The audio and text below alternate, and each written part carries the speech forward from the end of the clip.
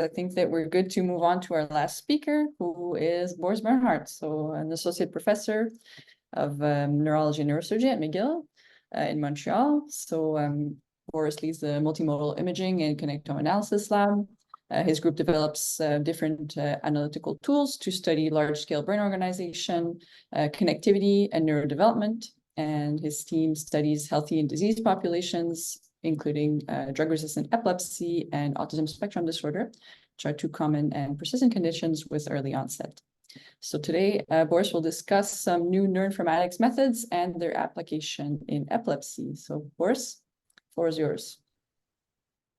Yeah, hi everyone, and thank you so much for the invitation. I'm very humbled, and kudos on this great initiative. So as Brian also said, I think it's great that there are so many really talented and younger people on this call who will really create a change. So this is a cool opportunity. I hope I'm going to talk to you about something that's also interesting, namely a little bit the perspective of how we have been studying epilepsy at the Neuro and how we plan to study it in the next 5 to 10 years. So I'll try to share my screen.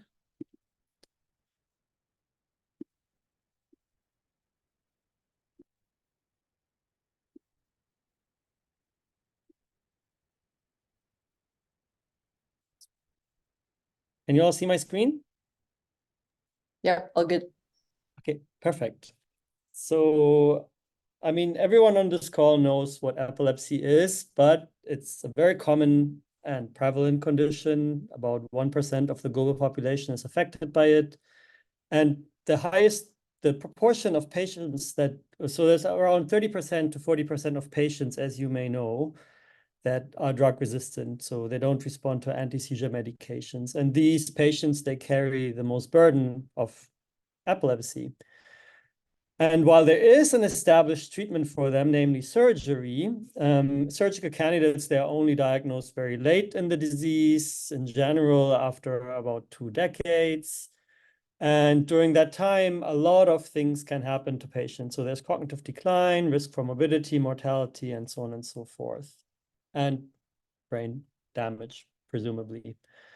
In Canada, which is a country where my institute is based in, which is generally considered a very developed country, only 1% of surgical candidates are operated every year. So there's a critical underutilization of that. So we need better diagnostic tools to enhance and to streamline access to surgery so that we can ultimately offer this treatment or alternative treatments to more patients. In addition to seizures, many patients, they also have cognitive problems, sleep difficulties, affective disturbances. They cannot drive or work. So there's a lot of psychosocial deprivation happening in these patients. So in order to treat patients with epilepsy fully, we don't necessarily only need to treat the seizures, but also all these other cognitive comorbidities. So this advocates for a more comprehensive assessment of patients with epilepsy, as you hopefully agree to. And while surgery is the best treatment that we can offer to many, many patients, it does not work for all patients. And in some patients, actually, we need to kind of complement the surgical approach with other therapeutic interventions. Neuromodulation is something I don't really work in, but I guess it's something that's at the moment really up and coming. So we kind of need to try to identify mechanisms of epilepsy in a more comprehensive and multidisciplinary way in order to ultimately identify the best treatment for every single patient. So at the Neuro, what we have set out to do a couple of years ago is that we have defined a couple of research themes that help us to address these challenges. So one research theme is to identify better epilepsy biomarker, ideally having them non-invasive, so that we can ultimately streamline diagnosis and to improve prognosis of candidates or of patients who don't respond to anti-seizure medication. A second research theme that's complementary to this is that we try to understand epilepsy beyond seizures in order to assess effects of epilepsy on sleep, on cognition, quality of life, affective problems. And a third theme tries to really take advantage of the multidisciplinary workup that we do in epileptic patients in tertiary centers, where we can really try to bridge between different scales. Epilepsy is one of the neurological conditions where we have access to tissue where we can do invasive studies. So we can use this information to validate non-invasive biomarkers and then ultimately also refine diagnostics preoperatively. This is just like a little bit of an overall outlook. We're like a standard tertiary care center with clinicians, clinician scientists, a lot of trainees working on this. But I think what the Neuro has as something that is relatively unique is that we have access to a lot of research, high definition research infrastructure. So this helps us to potentially devise more advanced neuroimaging biomarkers, but then also translate them down to other more commonly available platforms. And the institution has a mandate to make tools and data openly accessible. And I guess the new initiative is also really has the commitment to open science and to make data openly accessible, because as Brian said, it would be really nice and actually necessary for epilepsy to transform this into a team science. So to make, everyone participate in the research process. The DNA of our epilepsy research program is this, basically, where we have a patient research interface where patients come in for their treatment, so either to the outpatient clinics or they are investigated at the epilepsy monitoring unit. So these are the surgical candidates who are usually tapered off meds. And while they are being investigated clinically, we do a lot of research-grade investigations on the patients, including neuroimaging, so MRI, but also PET, EEG, clinical investigations, clinical phenotyping, obviously, and we start doing systematically blood draws on every patient for whole genome sequencing. And then within this research data that we acquire, we can then obviously address the different themes that I've outlined before. So we can try to really gather as much information from a single patient as possible to not only have a big data, but also a deep phenotyping perspective on all the people with epilepsy that are being seen at the hospital alongside healthy controls. So we routinely do PET, high-density EEG, 3T MRI, and then we try to combine this with cognitive assays, sleep assessments, as well as longitudinal follow-ups before the surgery. And as long as patients undergo investigations, be they intracranial EEG studies or the surgery itself, we can then relate these measures back to the non-invasive biomarkers that we are acquiring longitudinally. This is just like a little bit of an overview of the research that we have been doing since I started my lab. That's now 9 years, no, almost 8 years ago. So this is kind of also a motivation to pool resources, because even if you work full-time on data acquisition, at the end, you only end up with 150 patients. So this is just a perspective. Even if you invest a lot of personnel and resources and energy into data acquisition, at the end, you end up with numbers like this, which, it's not bad, but it could be better. And I think this is basically like also a motivation to start pooling resources. So we have done these non-invasive MRI studies and HDEG studies together with PET studies in around 150 patients and 160 controls. So only a subset of these have done the tau and the HDEG, but all of them have done cognitive phenotyping as well as 3T MRI. And usually the studies are done in a longitudinal fashion. Also depends on participant availability. So we scan people before surgery repeatedly, as well as after surgery repeatedly, to kind of look at how the brain evolves over time, pre-op in patients with epilepsy, but also to look at the effects of the intervention on the brain and on cognitive performance. So this is all adult studies, but fortunately, and I've seen Alex on the call as well, we've also reached out to our pediatric neuroscientist collaborators to start mirror like some of these acquisitions in children. So this is together with CHU Saint-Justin, as well as with the Montreal Children's Hospital and with the BC Children's Hospital, where we tried to do the same studies in a nutshell in children with epilepsy as well as healthy controls. We obviously tried to acquire these data, but ultimately, we have data sharing consents to also make data openly available. And Jess, who is moderating the session, she has started to share the first batch of controls in this context already with the community. So this is fully pre-processed multimodal data in healthy adults. And we hope to share the first batch of also patients with epilepsy within the next year or two. So we'll see how that will go, but we want to share a substantial group of our TLE patients who are well characterized. So it takes obviously a little bit longer, but yeah, 24, 25, we hopefully make the first batch available.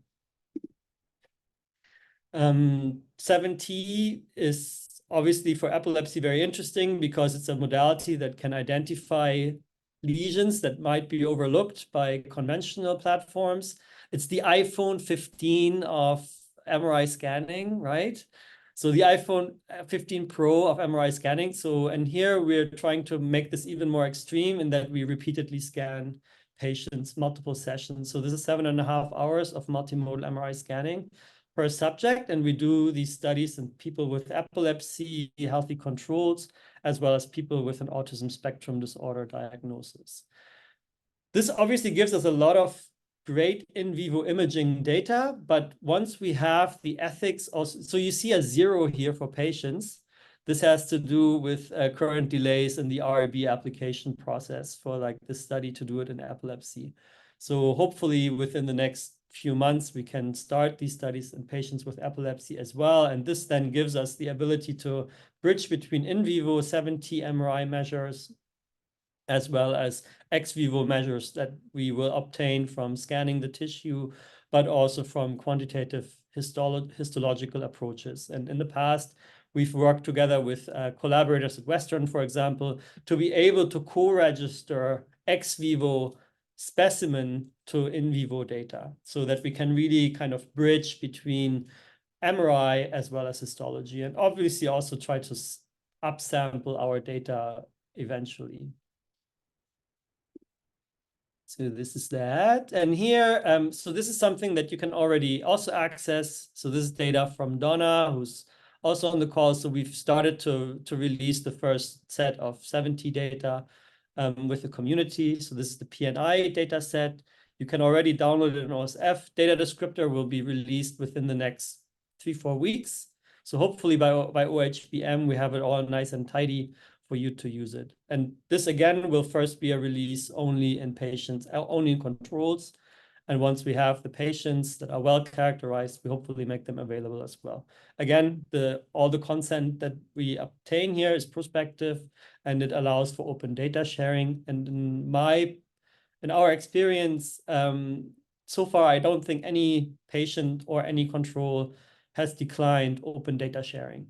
So sometimes concerns of the RAB boards against open data sharing are virtually non-existent. So it's more of a theoretical exercise than anything that's practically guiding. Many of the patients and the parents of the patients, they are very happy to make the data available actually because they see the ultimate benefit of that for the patients.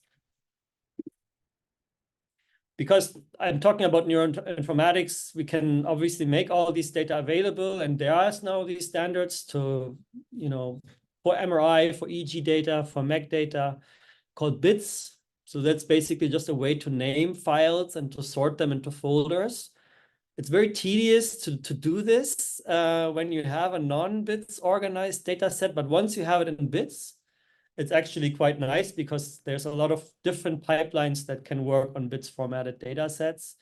So we have developed one that basically helps you to fuse different neuroimaging data together and then to basically run parallel processing on the different modalities. So here T1 weighted imaging, flare, diffusion, resting state. And at the end, you can all bring them into the same reference space. There's obviously different ones for this. So there's like fMRI prep, which some of you may know, or DTI prep. I think it's called DTI prep or DSI prep. We have something that's called Mika pipe. It's basically like a behemoth solution for pipelining because it does it all with all its pros and cons. Like it's a little bit more complex to set up, but once it's running like a charm. Epilepsy and temporal lobe epilepsy, for example, is also a condition of the hippocampus. So we've made some tools available, and this is work done by Jordan de Cracker, postdoc in the lab, which he started at Western with Ali Khan, and now continues in our lab to do analytical unfolding of the hippocampal cortex based on different neuroimaging contrasts. So whether you have T2 weighted, T1 weighted, or quantitative imaging, you can run HipUnfold on these data and then get these hippocampal surface shape descriptors that you can see in the middle here. I hope you can see my mouse. Can you see my mouse? Yeah, so yeah, and this you can obviously do to lateralize the focus, to localize hippocampal atrophy, but also to map other imaging features onto hippocampal surface models like diffusion MRI data, resting state functional MRI data. And because the hippocampus is a specimen, is a region of the brain that's often also removed surgically, we can obviously, it's an ideal candidate to do imaging histology integration. So, and what we've been doing in the last years is to kind of try to map different postmortem and ex vivo data sets into the same reference space. So whenever you do hippocampal analysis, you can cross-reference it right away with normative features of hippocampal organization. A little bit of a Google Maps of the hippocampus, if you want, so that you can kind of see for different hippocampal subregions, you know, what's the usual cell staining density there, what's the myelin transmittance, and things like that. So HippoMaps or HipUnfold, I encourage you to check it out. All open access Python packages, ready to use, ready to crunch your data with. So I think that's hopefully going to be useful for some here. And yeah, this obviously, you know, the M&I perspective. So this a little bit of how we do things, but yeah, I mean, I mentioned that already before. I think we cannot live and exist in our own silos. So we have to kind of try to integrate our tools as much as we can. So we do this from a data and tool sharing perspective, but it can obviously also go both ways. So for example, we participate in an Enigma. So this was mentioned already before. This is a multi-center data aggregation, sharing, and analysis initiative led by Carrie McDonald and Sanjay Sisodia and Paul Thompson. And many people on this call are also member of Enigma. Membership is easy. You just have to write them an email and then you'll become member. So, and it's already like a bunch of centers. And in addition to like this Enigma model, we are also ingesting data from a bunch of centers so that we basically process data for them. We then use them for multi-site studies that we conduct locally, but we are also giving the data back once it's processed. So some sites may not have the neuroinformatics infrastructure or expertise to run their data. So this is something that we can do here locally. This is just like a few examples of what we can then do with these kinds of data. So this is work done by Judy Chen and by Kilchi, two PhD students in the lab, where we can, for example, look at biomarker potential of resting state MRI features for patient versus control classification, seizure focus lateralization. There's many other work that has been done in that space as well. These are just two parochial examples of the work that we have been doing.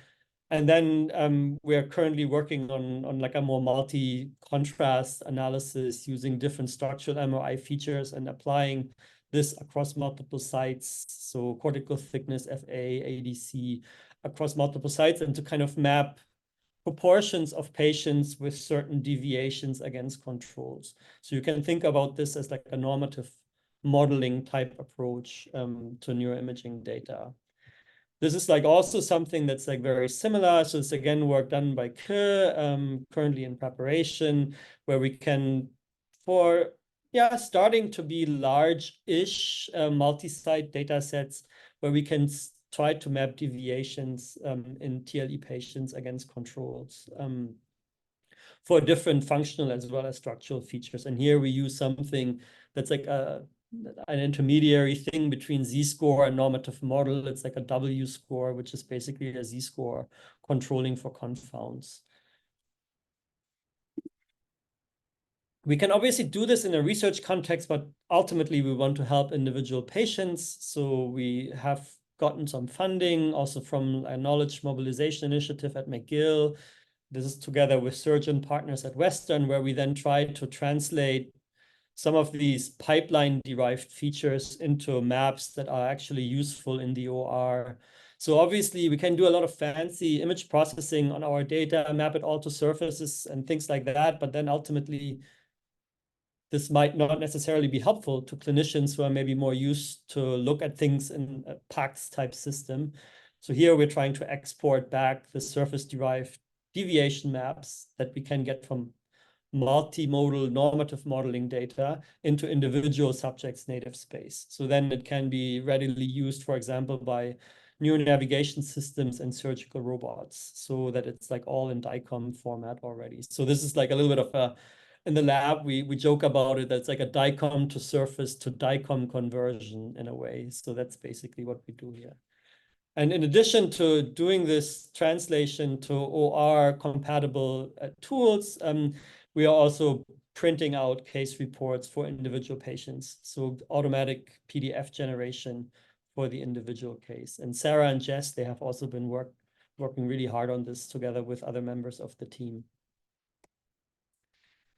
Yeah, this is just to show like a little bit that obviously we always want to kind of also see how we can cross-validate biomarkers at a large scale.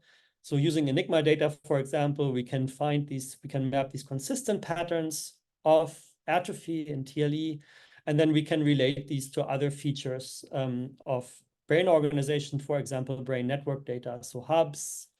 We can do epicenter decoding to find network-derived regions that are presumably more responsible in the disease evolution. And we can also, obviously now with the emergence of like large-scale 3D transcriptomic resources, relate our data to gene expression profiles, for example, epilepsy-specific risk genes. So this is all work done with Enigma, and Sarah has been leading this.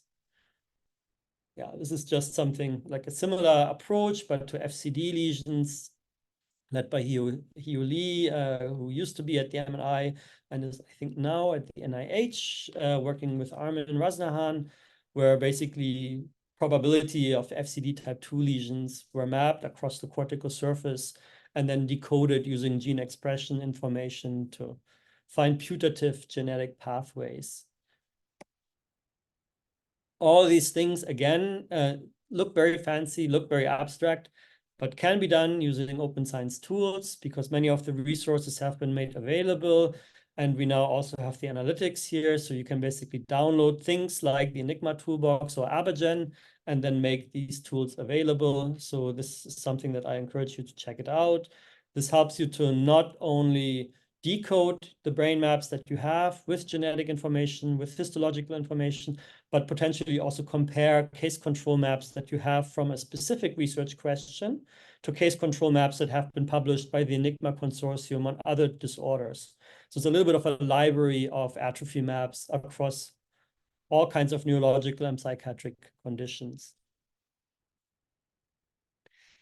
Yeah, this is like a little bit the model that we're trying to have, like always making it bidirectional. So putting stuff out there, but also being able to process data. So relating our initial to aligning kind of the work that we're doing with a lot of the standards that are developing in the community, like OSF or BITS, but also with global initiatives like Enigma and Highball, and then hopefully also epilepsy.science. So this is like a very cool new thing. So very happy to also put some of our data in there. And yeah, I may not have to talk about this because I'm running out of time, but just to address the different research axes, we can obviously also not only look for biomarkers, but also look a little bit of mechanisms of dysfunction. So here, this is work done by Lorenzo and by Donna, where we are trying to maybe find different cognitive domains that are impacted across different epilepsy syndromes, but also within a specific epilepsy syndrome. So dissociating episodic versus semantic memory dysfunction in temporal lobe epilepsy patients, or looking at frontal lobe versus temporal lobe epilepsy with respect to different cognitive network alterations. And yeah, this is something that we're like now very excited about. So kind of trying to go really across different scales in the modeling that we do using computational models of resting state fMRI, but also using connectome information to try to get at something that looks at cortical excitability. So something that's really at the core of epilepsy, to map patterns of EI imbalance across the cortical surface, for example. And here we've done some preliminary or some first work in temporal lobe epilepsy patients. And we can then relate this again to cognitive dysfunction, longitudinal change, but also seizure-derived measures. So ultimately, mapping atypical excitability of cortical circuits could be something that's very helpful for guiding implantations, for guiding surgery, but also potentially for informing neuromodulation treatments. Yeah, so with this, I'd like to sum up. I don't think I have to repeat the summary because I hope it's all clear, but we have a local research program that's really trying to bridge between different scales and that tries to take advantage of the different patients. We try to align the stuff that we do with what's out there by making our research data and also our methods openly available, but also by adopting standards. And at the moment, I think in our research world, we have done a lot of retrospective assessments and published papers and published AUCs and ROC curves and stuff like that. But I guess the next step would be to move towards randomized controlled prospective trials. So I think this would be something that's hopefully going to come within the next couple of years. It's not easy to prepare. And then epilepsy is really a great condition to validate biomarkers and to test hypotheses and to get the answers. So we can really take advantage of this by relating imaging with invasive explorations and with surgery. So yeah, thanks for your attention. And obviously this is not really work that I've been doing, but like many of the trainees in the lab, and this was supported by generous funders. So happy to take any questions. Thank you so much, Boris, for this tour de force of the tools that we're developing. So I don't know if there's any questions from the audience. I have one. Go for it. Really impressive work, Boris. I mean, all the data you've been collecting and all the papers you've published it's just amazing. Oh, you published them. Well, I published one or two. Anyway, this wasn't meant to be a self-compliment. Do you think that the fact that you and your lab, and I guess I can include myself also, are pushing these analyses so far that they're becoming so advanced that it might scare some people away from doing neuroimaging of epilepsy? And that could be perhaps one of the reasons, among many reasons, why the field is perhaps stagnating a little bit. 100%. I think like whether things need to become so sophisticated and so multi-stage, obviously it's like still a research question, right? And I mentioned this DICOM to surface to DICOM conversion before. If we could maybe just do some very simple, straightforward analysis just in DICOM space, perhaps that's enough. Perhaps some deep learning tools will eventually, make like all the fancy schmancy surface modeling become redundant. So this is like a possibility for sure. And I think there's like some value in also product design or general programming to delete steps that are not necessary. So there might be value in simplifying some of the tools that are being done. On the other hand, making them openly accessible is something that has not happened so much in the past. And then also adopting standards like making things a bits app, for example, or programming things in Python or putting it in a container. I think these are like the right steps also to make things more globally accessible. Yeah, I fully agree. I think there are two ways to look at this. One is what you said, is to make the tools openly available and simplify them for the average user or everyday user. The other way I could see is to keep these advanced analysis methods, but to try and make the writing much less technical so that the general neurologist or general scientist can read it and understand it and perhaps be more interested in it. So that's another way. And that's really, to me anyway, I find this is really, really hard to do. to sort of simplify our very technical analyses. But yeah, thank you, Boris. Yeah, sure. Dr. Litt? Boris, that was like what a powerful talk. You know, you've done so many things, the group there, and it touched on a lot of, you know, the issues that I raised and a lot of other folks had raised about collaborating and developing tools and sharing. So the question is, what's missing?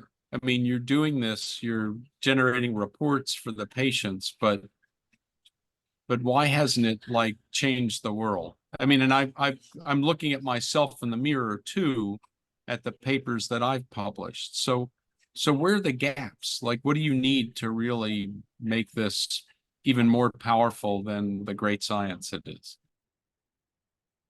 I mean, in our context, like very specifically, right? We developing tools and even putting them out there is a lot of work, but it's also still kind of just half the work, right? After that, one needs to maintain tools need to be refreshed, improved, and so on and so forth. And generally, there's like not many dedicated funding mechanisms out there for this kind of work.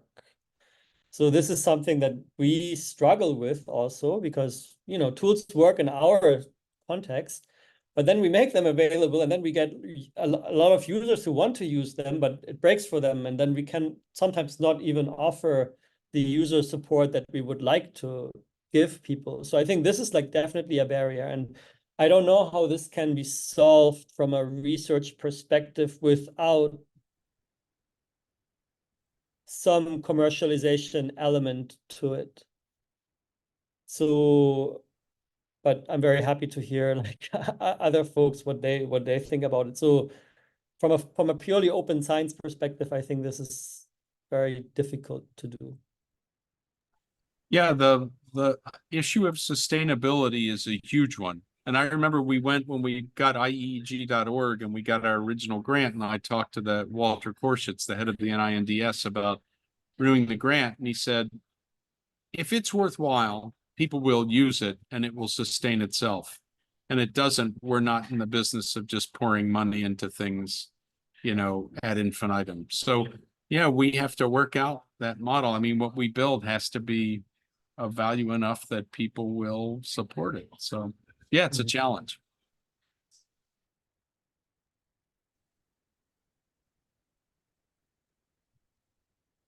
Do you have any other questions for Boris or for any of our other speakers before we close the session? I had I might one want to. thing. Oh, sorry. Go ahead, Lorenzo. I just wanted to add my perspective from its surely limited viewpoints and to add to what Boris and Brian mentioned.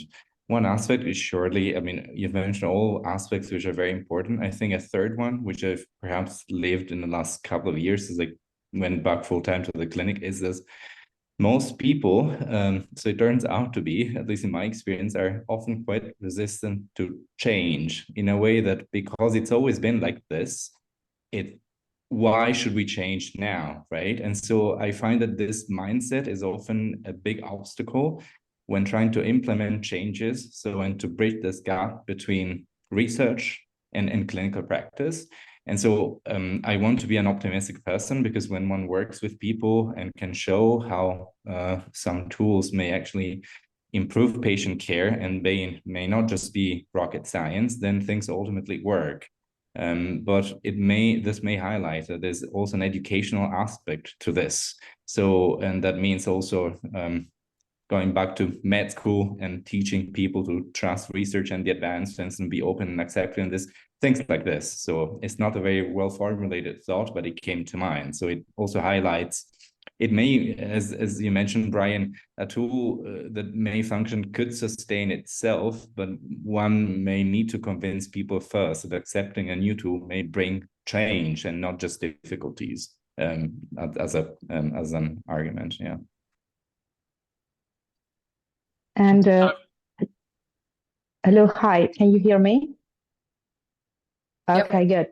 Hi, everyone. If I may have my idea, in my opinion, I think that one thing we might even do is to collaborate with other, with the a multidisciplinary approach.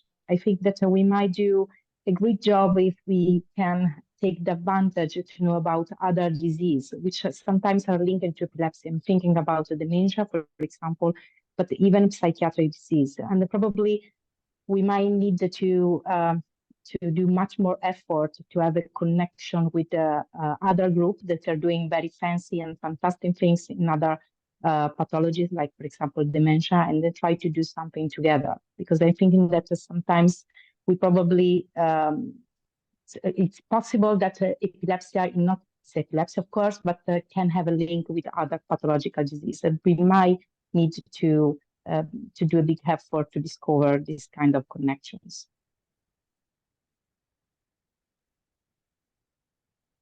Vicky, you have your hand up. Yeah, I was just gonna adding on to those comments about why it's some of these tools that seem very promising. More work to be done, but do seem promising. One of the problems we run into at Vanderbilt is that our clinicians want to try things, even as something as what I think of as simple as MAP18. Our clinicians want to try it. They're open to it, which is great. But our IT and our legal people lose their minds over it. They're like, is this research? Is this FDA approved? Are you using it for patient care? And so we kind of lie and we say, oh, no. I mean, but we just want to, the only way our clinicians are going to get more comfortable with new methods is to see it run on many patients so that they can kind of see what's going on. And we just run into that because that sort of mentality is not the hospital way here. So yeah, here it's the same. Here it's the same thing, like in a way, like even the MRI scanning, you would be surprised, right? Like the standard clinical scanning here is not harness protocol, and it's 1.5 Tesla and it's 6 slices. So like all the guidelines that have been published previously also by the imaging task force, it's working on research only scans.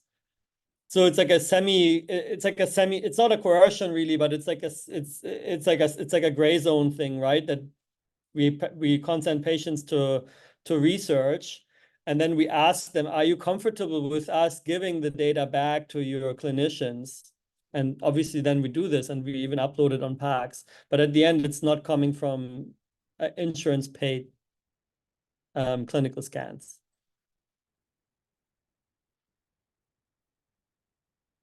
And I guess I'll just add to that, Vicky, I'm glad you're bringing up that issue, because I think it's part of the problem. But to put it in context, as someone who lives at the intersection of the research and the clinical world, I think what a lot of times we don't realize is most centers don't have a Boris. Most centers don't have a Vicky. Clinicians struggle to navigate the electronic healthcare record. Like they struggle with Epic, right? Which is the basics of computing. It's just using a Word document.